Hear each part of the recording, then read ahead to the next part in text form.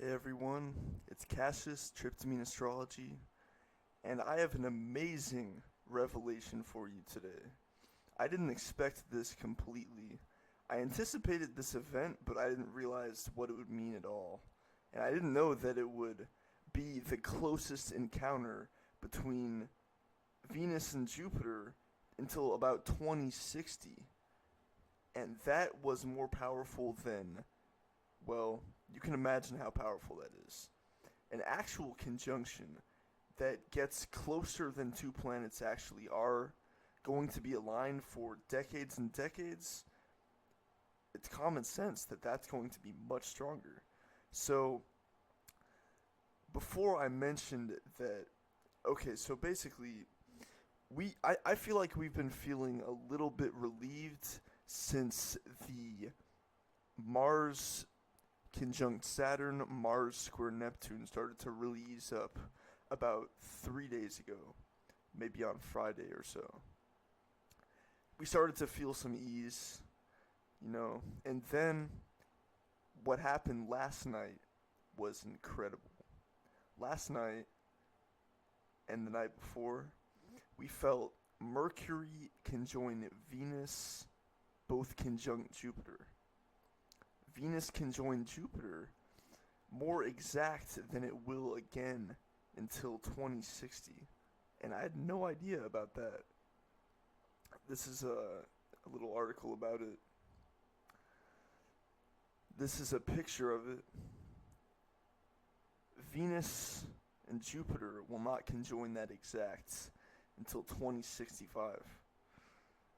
Because, on their paths on the ecliptic, on the belt of all planets, they vary a little bit every time they go around the sun. So, yep. So, but this is what I felt personally last night. Last night, the moon was at exactly 0 degrees Leo, sextile Jupiter, Mercury, Venus, all right here. And I got this total wave of euphoria, and it was incredible. I've never felt, well, I've felt it before, but I've never, I don't know, it's unbelievable. So, we got this wave of euphoria, and I felt so energized last night. And it's amazing that this is a blessing at the very end of this period of hardship. Because, let me tell you, that Mars conjunct Saturn, Mars square Neptune, was the last milestone before the eclipse that's going to happen, let's see, in 2 days. So, this is an incredible closure to this whole era of hardship. This is the great closing. And you know what's interesting about it? It's closing opposite the first point of Aries, conjunct the dwarf planet Makemake. And I expected for there to be this deep, dark, underworld type feeling when these planets all conjoin Makemake. Maybe Venus and Mercury are not close enough to Makemake for it to be felt. They are 2 degrees away. But if Makemake is going to be activated, then we're going to feel it when Venus conjoins it exactly, and then when Jupiter conjoins it exactly. And I felt it before. I think it will be felt, and it will be dark and deep. But Jupiter is so positive that we don't really know. I don't really know if it's going to be more dark or positive. What if Jupiter conjoins Makemake and pierced into this deep, dark thing and turned it positive? I don't know. I don't know what will happen exactly, but it will be very interesting. But what's interesting is that this is a moment that I mentioned several months ago. I didn't know this would be a great moment of relief, but a few weeks ago I mentioned that the sun would conjoin Orcus, 7 degrees Virgo, on the same day that Mercury, Venus, and Jupiter were all in the vicinity of Makemake. And the thing about Makemake is that was the location of the last blood moon on September 27th, 2015. The North Node was exactly conjunct Makemake, and to set off this whole era of time of Saturn square Neptune, Jupiter square Saturn, Jupiter opposition Neptune, to commence this whole entire era, to start it off, that has been going on until right now. We had Makemake. It started and ended with an eclipse and planets conjunct Makemake. I think that's a pretty interesting way to describe, an interesting way to interpret this. It begins and ends with Makemake, this whole era of hardship. And Makemake is a quite malefic dwarf planet in my interpretation so far. It does some quite deep plutonic, intense, plutonic as in Pluto, sometimes very dark things, Makemake. Hitler's sun was conjunct Makemake. 9/11 was sun conjunct Makemake. I know some good people with sun conjunct Makemake, but, well, I think it's a really deep, intense thing. So we're going to find out more about it when Venus and Jupiter exactly conjoin it. And the very final last wave of the hardship of this era is the eclipse that will be, square Saturn, opposite Neptune. Right now, the sun is starting to square Saturn and oppose Neptune. I think it's incredible that Saturn is moving forward to exactly peak squaring Neptune one more time right before the eclipse. A minute ago, it was at 9 degrees and Neptune was at 11. So, it starts and ends with Makemake. Whatever Makemake does, it pierces deep into something.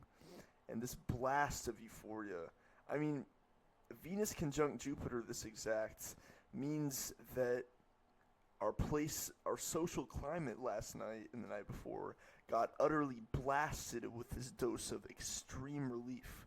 That's an incredibly synchronistic, fateful, beautiful way to be rejuvenated from this era of hardship. The unexpectedness of it is even more beautiful to me. It's even more, the universe tends to do things synchronistically and unexpectedly, in my opinion. It's very, very interesting.